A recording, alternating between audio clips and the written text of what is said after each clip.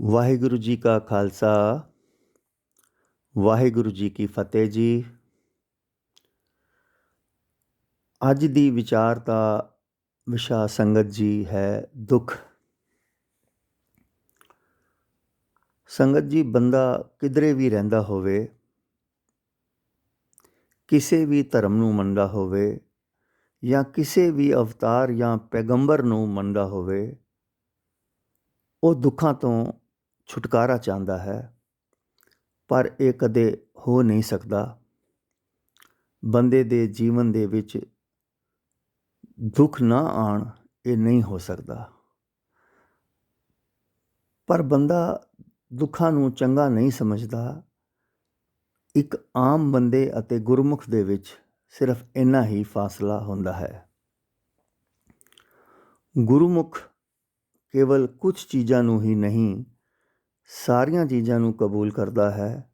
ਪਰ ਜੋ ਮਨਮੁਖ ਹੈ, ਜੋ ਮਨਮੁਖ ਬੰਦਾ ਹੁੰਦਾ ਹੈ, ਉਹ ਸਿਰਫ ਕੁਝ ਚੀਜ਼ਾਂ ਨੂੰ ਹੀ ਕਬੂਲ ਕਰਦਾ ਹੈ, ਬਾਕੀ ਚੀਜ਼ਾਂ ਨੂੰ ਨਕਾਰ ਦਿੰਦਾ ਹੈ।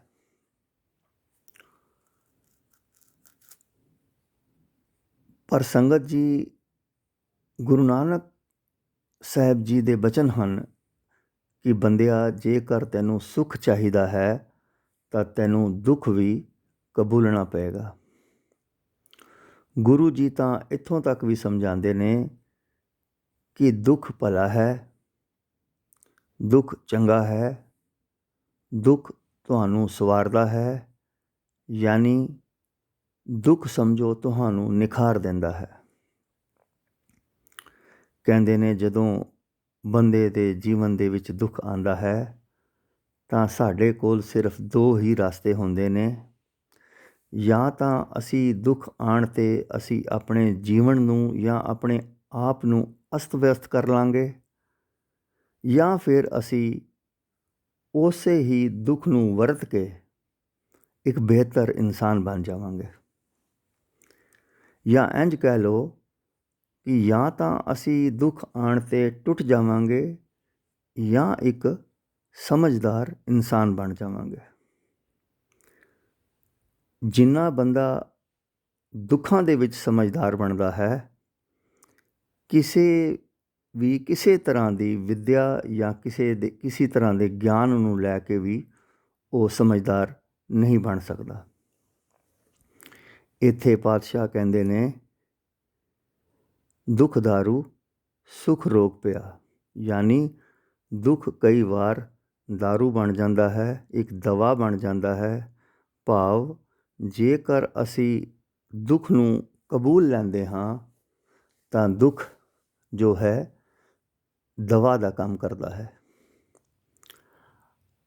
ਸੰਗਤ ਜੀ, ਅਸੀਂ ਰੋਜ਼ ਇਹ ਹੀ ਪੜ੍ਹਦੇ ਹਾਂ ਕਿ ਕੇਤਿਆਂ ਦੁੱਖ ਭੂਖ ਸਦ ਮਾਰ, ਇਹ ਬੇਦਾਤ ਤੇਰੀ ਦਾਤਾਰ।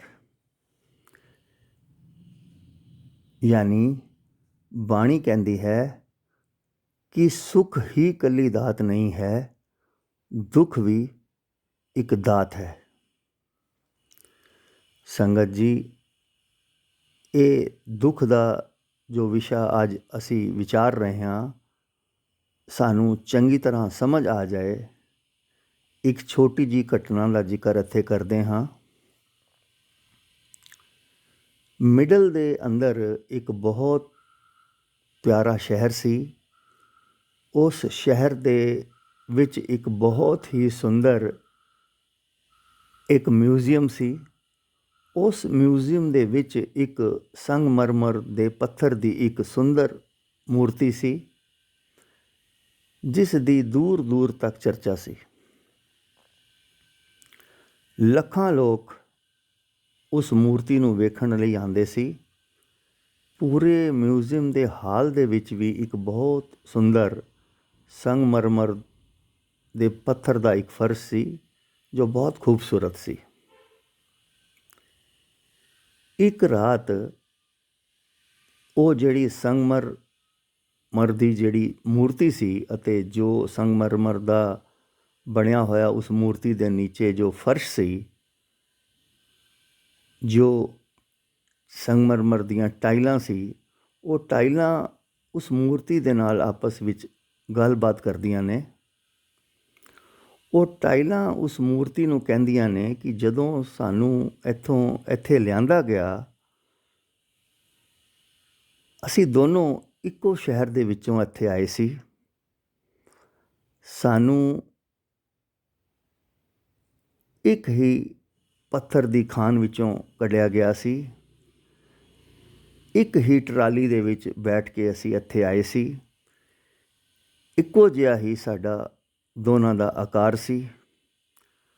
ਪਰ ਤੈਨੂੰ ਲੱਖਾਂ ਲੋਕ ਦੇਖਣ ਆਉਂਦੇ ਨੇ, ਤੇਰੀ ਵਡਿਆਈ ਕਰਦੇ ਨੇ, ਤੇਰੀ ਦੂਰ ਦੂਰ ਤੱਕ ਚਰਚਾ ਹੈ। ਪਰ ਮੈਨੂੰ ਉਹ ਸਾਰੇ ਲੋਕ ਪੈਰਾਂ ਦੇ ਥੱਲੇ ਰੋਂਦੇ ਨੇ। ਮੈਂ ਲੋਕਾਂ ਦੇ ਪੈਰਾਂ ਦੇ ਨੀਚੇ ਹਾਂ, ਭਾਵ ਮੇਰੇ ਤੋਂ ਚੱਲ ਕੇ ਉਹ ਤੇਰੇ ਵੱਲ ਆਉਂਦੇ ਨੇ। ਕੀ ਇਹ ਗਲਤ ਨਹੀਂ ਹੈ? ਮੇਰੇ ਨਾਲ ਇਹ ਬੇਇਨਸਾਫੀ ਨਹੀਂ ਹੋ ਰਹੀ? ਹੁਣ ਉਹ ਜੋ ਮੂਰਤੀ ਹੈ, ਉਸ ਨੂੰ ਕਹਿੰਦੀ ਹੈ, ਉਸ ਨੂੰ ਸਮਝਾਉਂਦੀ ਹੈ ਕਿ ਭਾਈ ਗੱਲ ਤਾਂ ਤੇਰੀ ਠੀਕ ਹੈ, ਪਰ ਤੈਨੂੰ ਯਾਦ ਹੋਣਾ ਹੈ ਜਦੋਂ ਅਸੀਂ ਦੋਨੋਂ ਸਿਰਫ ਇੱਕ ਪੱਥਰ ਰੂਪ ਹੀ ਸੀ, ਤਾਂ ਪੱਥਰ ਘੜਨ ਵਾਲਾ ਆਪਣੇ ਤਿੱਖੇ ਔਜ਼ਾਰਾਂ ਦੇ ਨਾਲ, ਛੈਣੀ ਅਤੇ ਹਥੌੜੀ ਦੇ ਨਾਲ ਤੈਨੂੰ ਘੜ ਰਿਹਾ ਸੀ। ਤੈਨੂੰ ਇੱਕ ਸੁੰਦਰ ਰੂਪ ਦੇ ਰਿਹਾ ਸੀ, ਪਰ ਤੂੰ ਉਸ ਦਾ ਵਿਰੋਧ ਕੀਤਾ, ਟੁੱਟ ਗਿਆ। ਤੂੰ ਆਪਣੇ ਉੱਤੇ ਉਸ ਮੂਰਤੀ ਘੜਨ ਵਾਲੇ ਮੂਰਤੀਕਾਰ ਦੇ ਤਿੱਖੇ ਔਜ਼ਾਰਾਂ ਦੀਆਂ ਸੱਟਾਂ ਆਪਣੇ ਸਰੀਰ 'ਤੇ ਬਰਦਾਸ਼ਤ ਨਹੀਂ ਕੀਤੀਆਂ।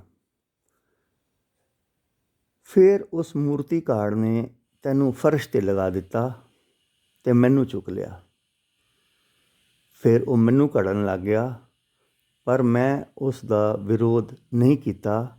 ਉਸ ਦੇ ਉਹਨਾਂ ਹੀ ਤਿੱਖਿਆਂ ਔਜ਼ਾਰਾਂ ਦੀ ਸੱਟ ਬਰਦਾਸ਼ਤ ਕਰਦੀ ਰਹੀ।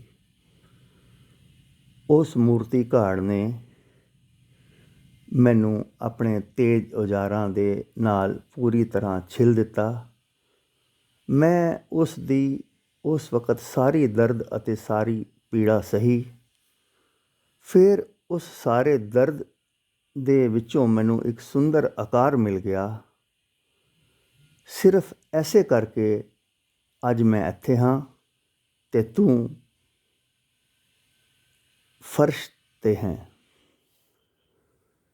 ਸੰਗਤ ਜੀ, ਇਸੇ ਤਰ੍ਹਾਂ ਹੀ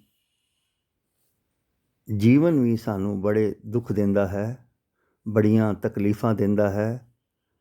ਪਰ ਜਿਹੜਾ ਬੰਦਾ ਇਹਨਾਂ ਤਕਲੀਫਾਂ ਔਰ ਇਹਨਾਂ ਦਰਦਾਂ ਨੂੰ ਹੰਢਾ ਲੈਂਦਾ ਹੈ, ਉਹ ਹੀ ਸਹੀ ਮਾਇਨਿਆਂ ਦੇ ਵਿੱਚ ਇੱਕ ਸੁੰਦਰ ਮੂਰਤ ਬਣ ਜਾਂਦਾ ਹੈ।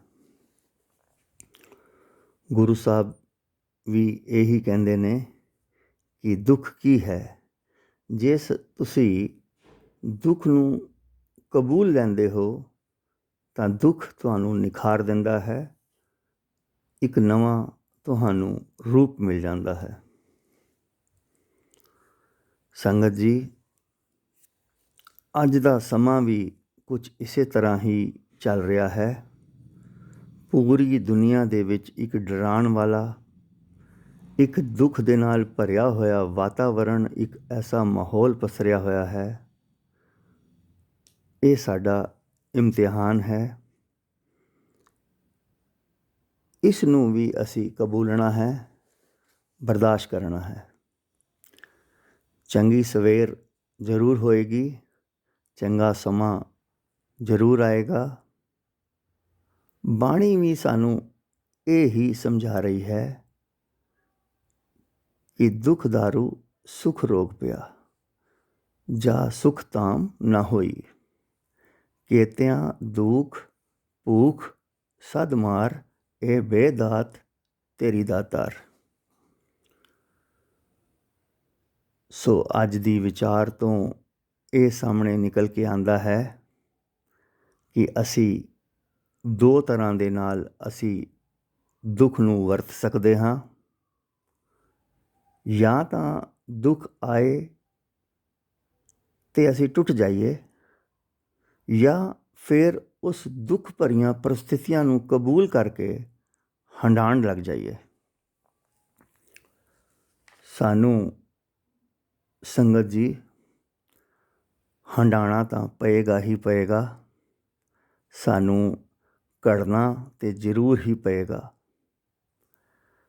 ਅਸੀਂ ਕਹਿ ਸਕਦੇ ਹਾਂ ਕਿ ਜੋ ਵੀ ਇਸ ਸੰਸਾਰ ਦੇ ਵਿੱਚ ਕੀਮਤੀ ਚੀਜ਼ ਹੈ, ਉਸ ਦੀ ਕੀਮਤ ਸਾਨੂੰ ਜ਼ਰੂਰ ਚੁਕਾਣੀ ਹੀ ਪਏਗੀ। ਅੱਜ ਦੀ ਵਿਚਾਰ ਇੰਨੀ ਹੀ। ਅੱਜ ਦੀ ਵਿਚਾਰ ਦੇ ਵਿੱਚ ਹੋਈਆਂ ਭੁੱਲਾਂ ਨੂੰ ਸੰਗਤ ਮਾਫ਼ ਕਰੇ ਜੀ। ਅਸੀਂ ਕੁਛ ਇਸੇ ਤਰ੍ਹਾਂ ਦੀਆਂ ਵਿਚਾਰਾਂ ਅੱਗੇ ਵੀ ਕਰਦੇ ਰਹਾਂਗੇ। ਇਸ ਨਾਲ ਆਪ ਵੀ ਸੰਗਤ ਜੀ ਜੁੜੋ ਔਰ ਹੋਰਾਂ ਨੂੰ ਵੀ ਜੋੜੋ। ਵਾਹਿਗੁਰੂ ਜੀ ਕਾ ਖਾਲਸਾ, ਵਾਹਿਗੁਰੂ ਜੀ ਕੀ ਫਤਿਹ ਜੀ।